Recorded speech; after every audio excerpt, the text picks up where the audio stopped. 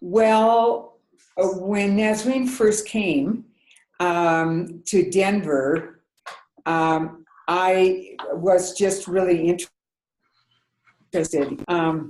The fact that she was from Pakistan, and I thought it was wonderful that Loretto was welcoming her, and all of that. But I did not get involved at that time, probably because of lots of other involvements going on in my life. But about 5 years ago, I think actually, Anna, due to your urging, I to be on the Pakistan committee. And I was really interested to serve on that committee for two reasons. One was to learn more about our mission in Pakistan and to get to know our sisters better. And the other was to see the kinds of things that I might be able to contribute in supporting the mission. So that was about 5 years ago. And since then, I've served on the committee. And actually, not after I joined the committee, maybe a couple of years, I was asked to serve as the chairperson. And so I've served as the chairperson since that time.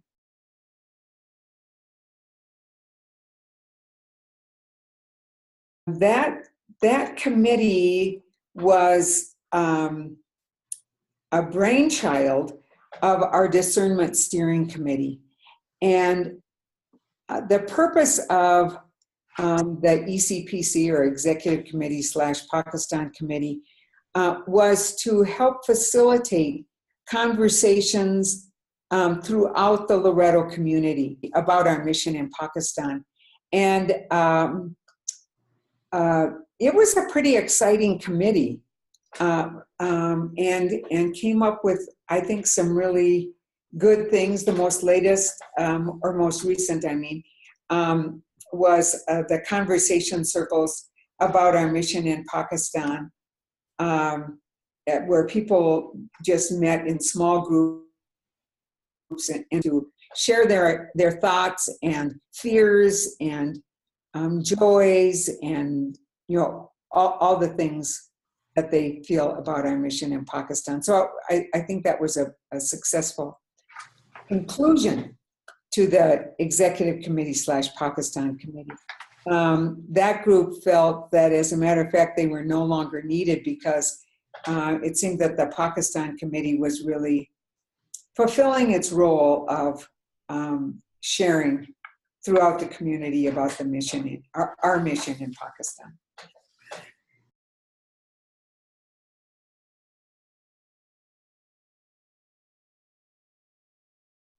Mm-hmm. That's really an interesting question, because our mission in Pakistan is different from any other missions that we've had in other countries outside of the United States. But I think that the courage of Loretto, the desire of Loretto to serve the needs in other places. For example, when the bishops and the Pope asked for religious communities in the United States to go to South America, Loretto responded very quickly and sent people to several countries there. And I think that's a courageous act. And then in China,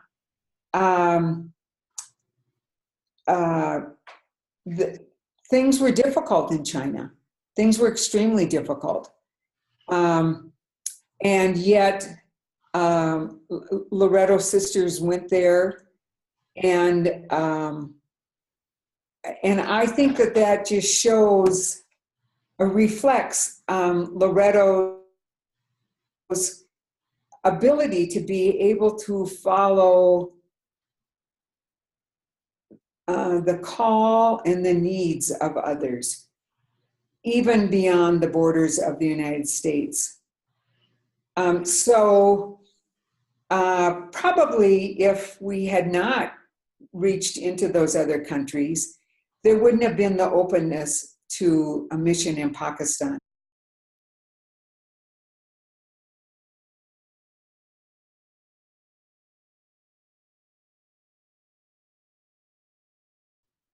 You know, in looking at Loretto's history, we were in the eastern part of the United States and were asked to come to New Mexico. At that time, New Mexico wasn't quite maybe as foreign as Pakistan, but boy, it was darn close. Another language was spoken there, being Spanish. You could only get there through covered wagon. It was a very long trip. It was a longer trip than it is today from the United States to Pakistan. And the communication was very poor. It was less ability to communicate back and forth than there is today with our mission in Pakistan. Because, of course, there were no telephones. Letters took a long, long time to get back and forth. So it seems to me that Loretto has been open to frontiers throughout Loretto's 200-year history. And so when Nazreen approached the Loretto community, no one knew where that would go. No one had any idea that actually would really transfer and become a sister of Loretto, nor that we would accept other people from Pakistan. But it was kind of like following step by step, again, the call, and I believe it's the call of the Holy Spirit.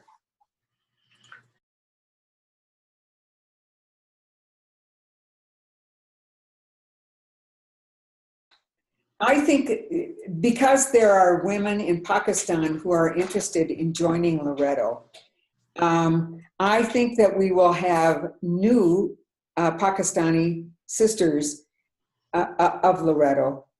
And I believe our mission in Pakistan will grow. It probably won't grow by leaps and bounds because the percentage of Christians in Pakistan is so low. I think of all Christians, I think it's only 4% of the total population of Pakistan. So of Catholic people, it's considerably less than that. I think that our mission there will grow. I think the number of Sisters of Loretto there will grow. And then who knows where that will take us into the future.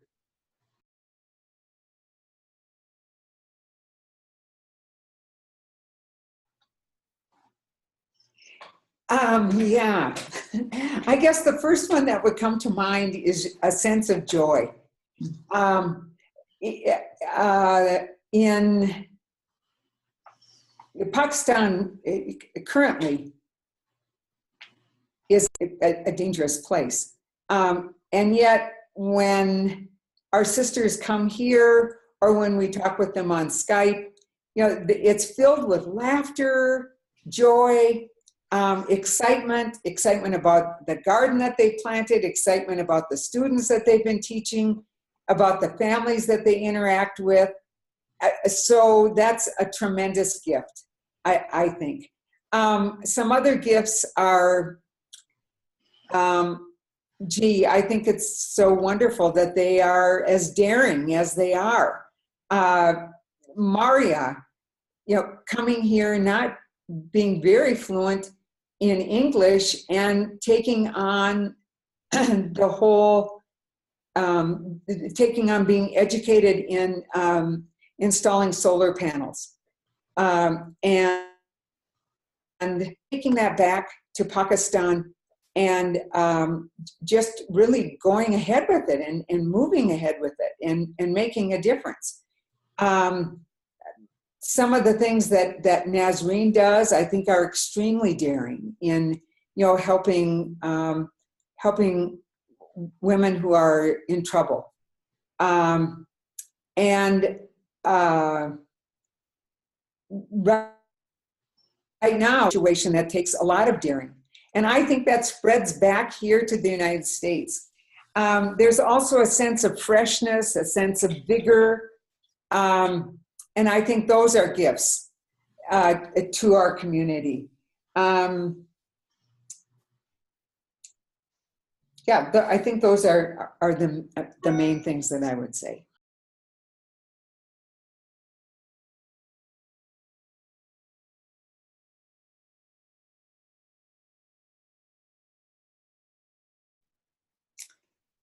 Yeah, that's a hard question.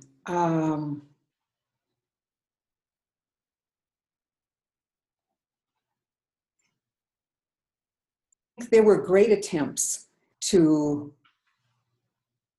have them live in different parts of the country, so that people throughout the community could have a chance to get to know them, and they could get to know people throughout the community.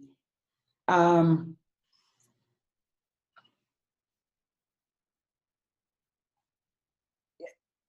want to relate back to a visit that I made to Guatemala with the Holy Family Sisters. Mm-hmm. And they had young Mayan women who wanted to join their community and did join their community. And one of the sisters who wasn't Mayan and who spoke very good English shared with me that when the Mayan sisters came, that everything was just the same. They did the same kind of prayers, they did the same meals, they did the same everything. And then as time went by, they realized that we're not incorporating that the Mayan sisters were like kind of separate. They weren't really being incorporated into the Holy Family community.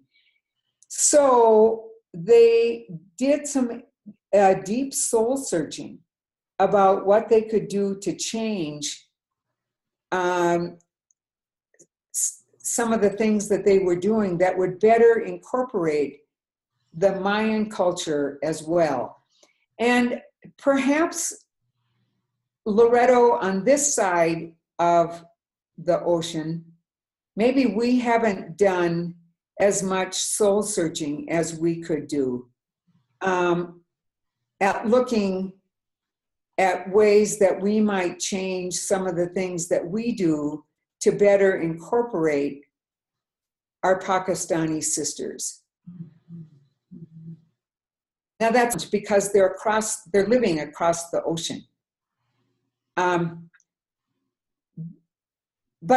I think it's something as the community in Pakistan grows that Loretto can really benefit from looking at and exploring.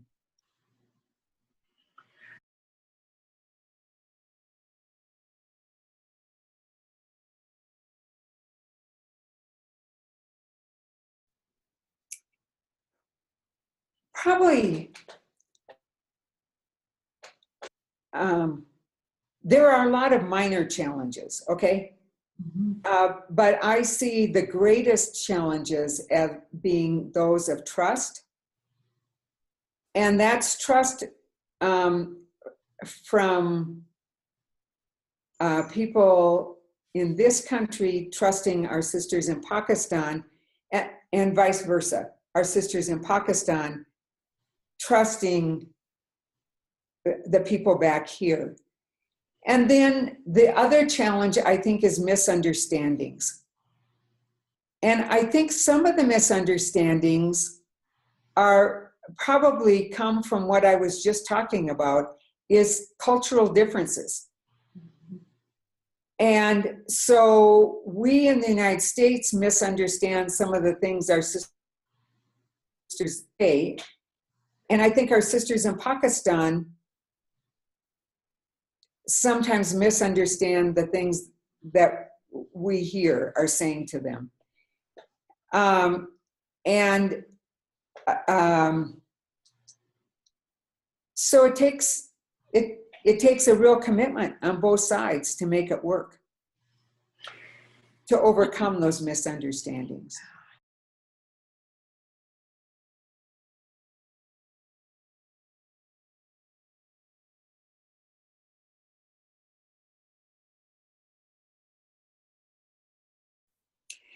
Expectation is a silent expectation. And so it's not, it's the expectation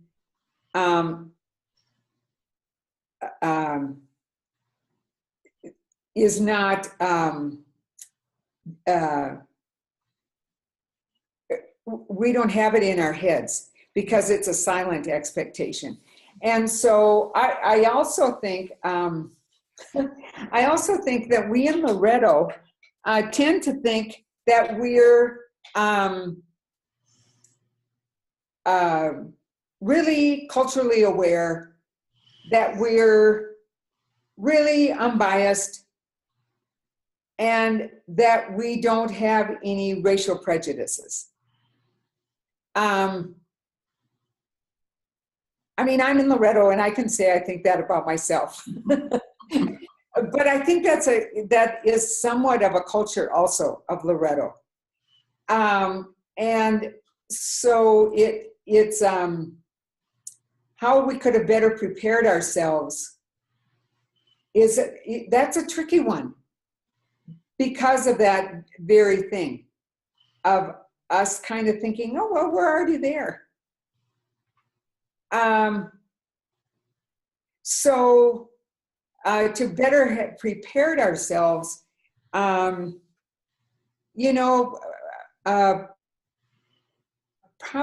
maybe more reading about Pakistan, maybe more, maybe a really outstanding facilitator, who could call us on our beliefs that aren't necessarily true. Yeah, but that's a difficult thing to do.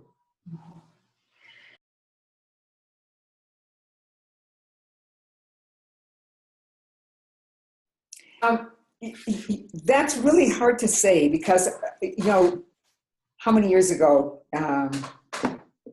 12 years ago, we would never have imagined that we were going to,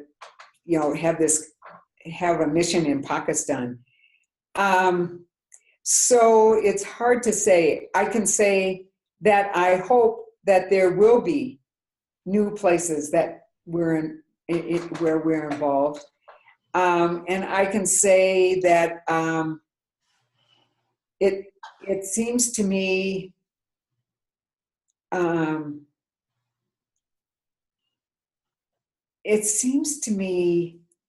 very spirit-led. And so, hopefully the Spirit will lead us, to another place that will continue to Loretto and where Loretto can serve.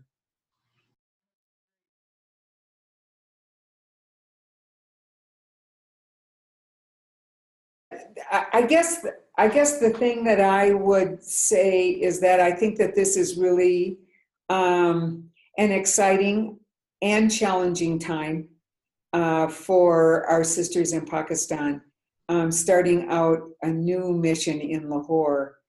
And it's going to be for all of us here as they develop that mission, to see what unfolds. And hopefully some of us will be able to go there in the near future, and be able to support up close the work that they're doing.